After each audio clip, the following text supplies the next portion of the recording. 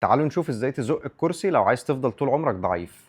لما تيجي تحرك حاجه من مكانها ما تسحبهاش او ما تشدهاش. دايما الزق والسحب ده بيخلي فيه ضغط على الفقرات وممكن يسبب لك انزلاق غضروفي، لانك بتضغط جامد قوي قدام، فالضغط اللي قدام دي بتخلي الغضروف يرجع لورا وتعمل فيه انفجار او تعمل فيه انزلاق. المفروض لما تيجي تحرك حاجه من مكانها حاول تزقها احسن. اديني فارد ظهري اهوت واديني بزق الكرسي، لكن ما اسحبهوش، ما شدش حاجه بقى كمان بالذات وانا تاني ظهري. كل ما تتني ظهرك كل ما ده كان هيبقى ليه ضرر عليك اكبر. عايز احرك الكرسي كده اديني بزقه كده، الناحيه الثانيه هزقه الناحيه الثانيه برضه. نفس الكلام بالنسبه للسراير، نفس الكلام برضه بالنسبه لاي حاجه ثانيه. انك تفضل طول حياتك عايش فارد ظهرك وما بتتنيش ظهرك خالص دي مشكله، لان ظهرك فيه عضلات كتير من اوله لاخره بتساعده ان هو يتني ويفرد ويلف ويعمل كل الحركات اللي هو يقدر يعملها. ففكره ان انت تمنع عنه حركه معينه فده مش صح خالص، وبيعمل حاجه اسمها fear of movement، يعني الخوف من الحركه. الخوف من الحركه ده يسبب لك اوجاع ويسبب لك اصابات. فلو انت شخص طبيعي ما عندكش اصابات اعمل كل حاجه زي ما انت عايز، شيل الكرسي زي ما انت عايز، زقه، اسحبه، اعمل كل اللي انت عايزه، لان ده مش غلط. ولو انت شخص عندك اصابه في ظهرك فالافضل في فتره الاصابه انك تتجنب الحركات اللي بتزود لك الالم. بس ده مش معناه ان احنا هنوقفها طول العمر، لا، ده معناه ان احنا في العلاج الطبيعي والتاهيل هنعمل تمارين معينه عشان تساعدك انك ترجع تعمل الحركات دي من غير وجع في حياتك العاديه. فما تسمعش كلام اي حد بيقول لك ان في حركه معينه غلط او نومه معينه غلط او تمرينه معينه غلط.